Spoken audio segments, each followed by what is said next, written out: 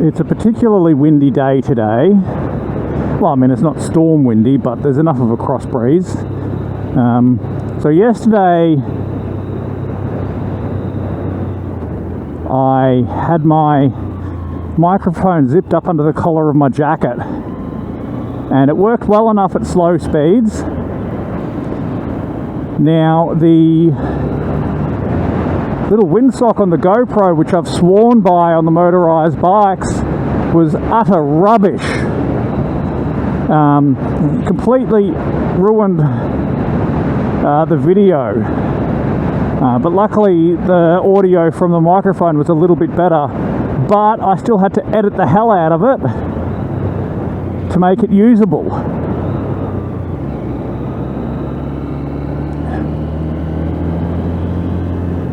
So today, what I thought I'd try is,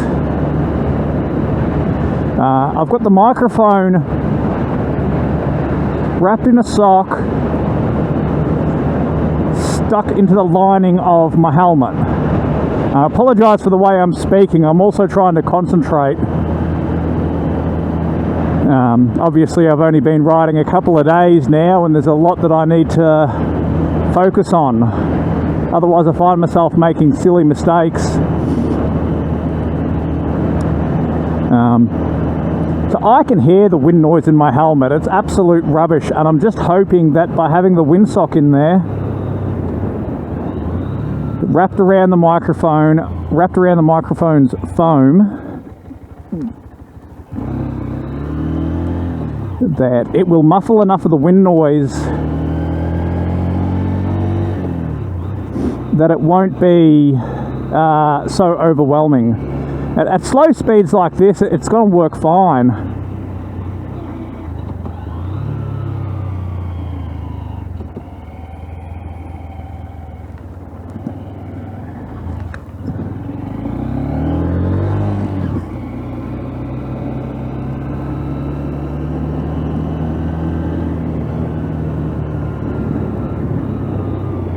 So I'm not really planning to do such a ride today.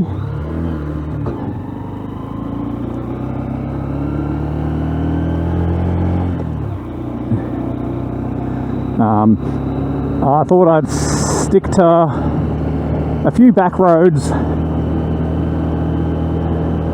This hill in particular I really wanted to try, because from bottom to top it's almost 50 metres straight up a climb.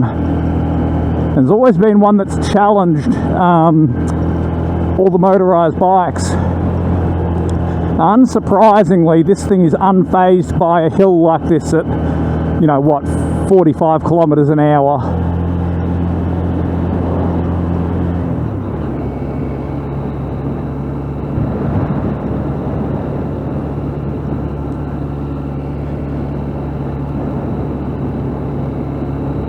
There has been a lot of police activity in the area, like they are blitzing hard.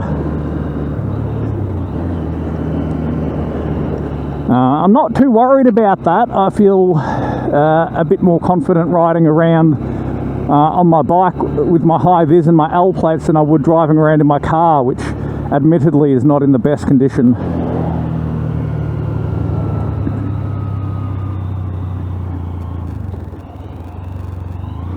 So today I really wanted to challenge myself.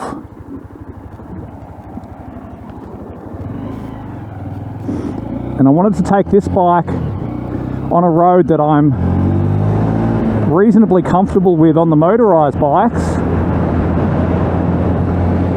And I just kind of wanted to see how I would go riding this. Again, I apologise for the way I'm talking. It's mainly I just need to concentrate more on my riding and less on whether or not you're being entertained. Because the fact of the matter is that I am a very inexperienced rider. The motorised bicycles just don't count.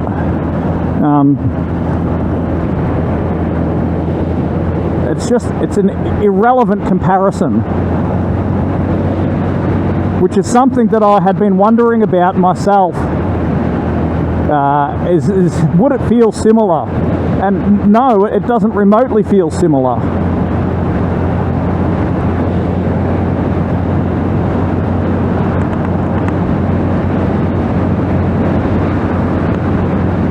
So I wonder if the microphone's going to hear the tapping on the helmet. Whenever I turn my head a certain way, one of the straps flicks up. And I have not been able to keep it tucked away.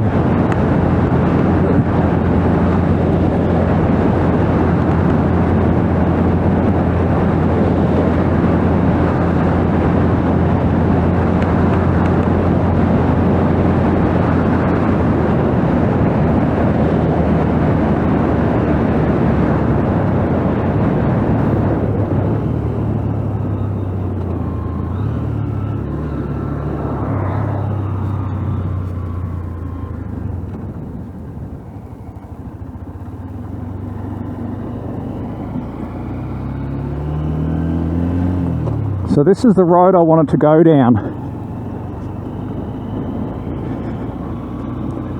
Now, I've ridden this road 100 times on the motorised bikes, but they're lightweight little, little bicycles with a motor on it. They'd be lucky to weigh 40 kilos each. This bike weighs 115, and I'm very, very conscious of the fact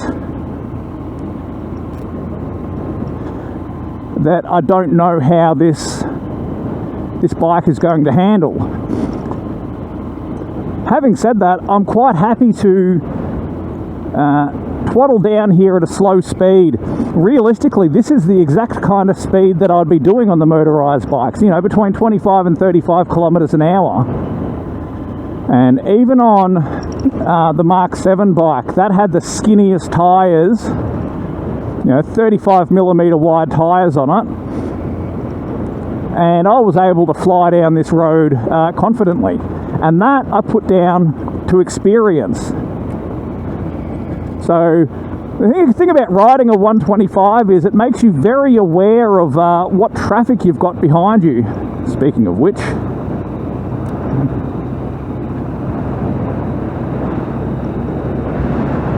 get down there.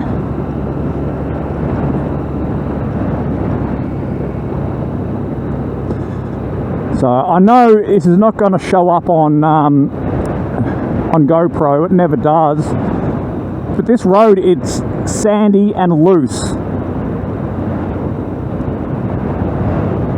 and it is corrugated as all hell. And I've heard people say that the suspension on this bike is quite soft, and it is really soft, but it's absorbing most of these corrugations fairly comfortably. Now I feel like, just with anything else really, when you're starting something new, or more to the point, when you're riding a new bike, I always tend to be a bit cautious. It doesn't matter how many motorised bikes I've built, the answer to that is of course 7. Every time I'd ride a new bike, I would take it slowly until I got used to the characteristics, because every frame was slightly different. Now, I want to go back to talking about my microphone setup. I had it plugged into my main phone, and I got a lot of digital feedback. Playing it back, you'd hear it as like a glitching, beeping, sort of buzzing noise. So I got my backup phone and I've turned off, all the Bluetooth, the radio. I've got airplane mode on. So what I'm hoping is that because it's not searching for signal, it's not going to be, making those noises which the microphone picked up. Having said that,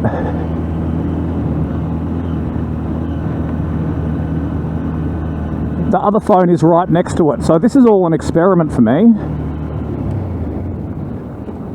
So, long-time viewers of the channel might recognise this spot. It was always one of my checkpoints that I would like to stop in at on, obviously, the motorised bikes.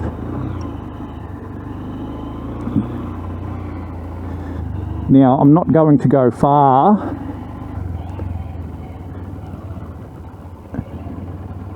or fast.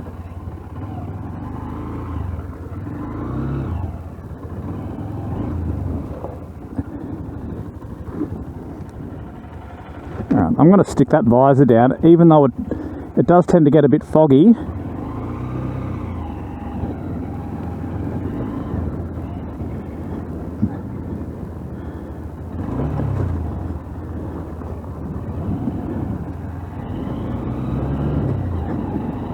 Yeah, I'm going to have to redo my anti-fog.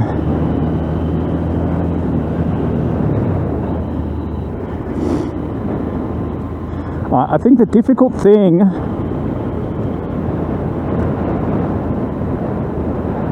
is you get addicted to twisting the throttle on this thing, and that's not something I'm prepared to do just yet.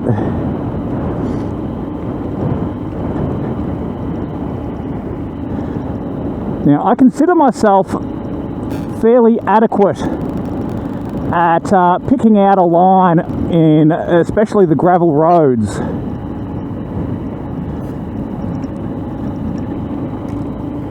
Because I am quite familiar with travelling on gravel, just not on motorbike. And I know there is a particular section of this road that is really sandy. But I think so long as I take it nice and easy, I should be safe. And I don't want to jinx myself saying that, but I wouldn't have driven down this road if I wasn't confident in my own ability to check myself. Here we go. I really got to try and sight around the corner here because people come flying.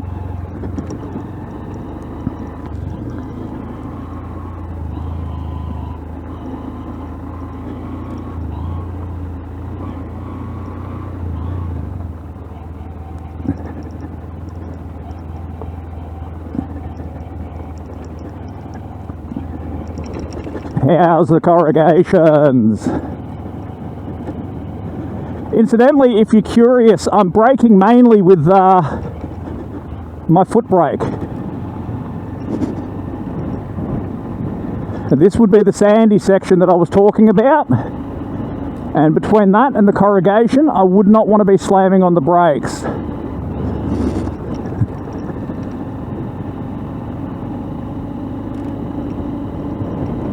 So I might just pop it back down into second for this bit, because this is a very steep descent.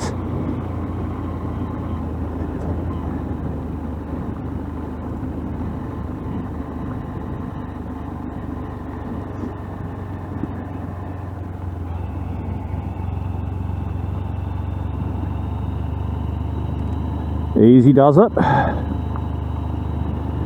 Now, this is about as far left as I'm willing to travel, because any more than that and it's sand. It is just all the loose stuff that's washed off with the rain.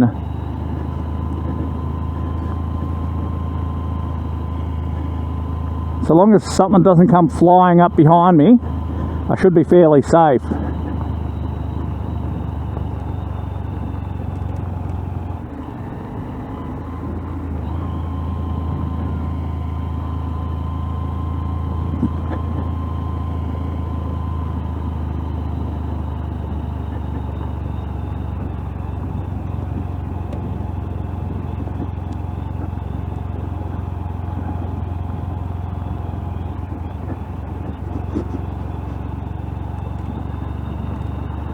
Alright, I'm feeling fairly confident in myself at this point.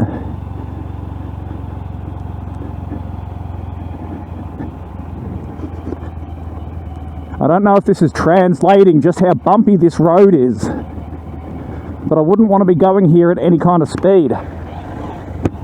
Let's stay up.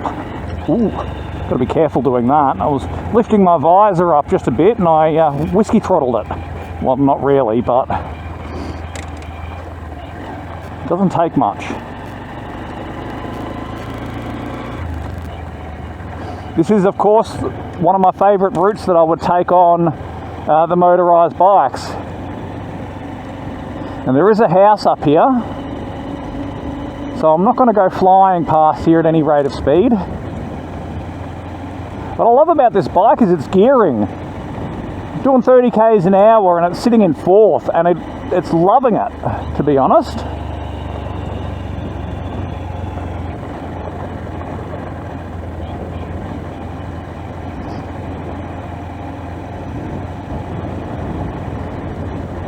I mean, we're just cruising along here. Now, this speed on a motorised bike, the little two-strokes are right in their power band. And even though it's the same speed, I'll admit it's much more exciting to listen to a little 66cc two-stroke screaming along here than it is to see me, you know, on this 125 riding, you know, in fourth gear at 30 k's an hour. But this is as much for me. I'm trying to give myself as much experience as I can on different surfaces, and I live right on the edge of what you'd consider to be country. So I can't really afford to be nervous of riding on gravel roads.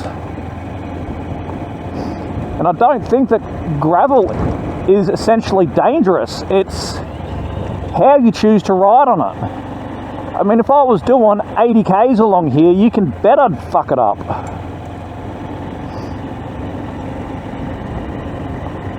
My theory is simple.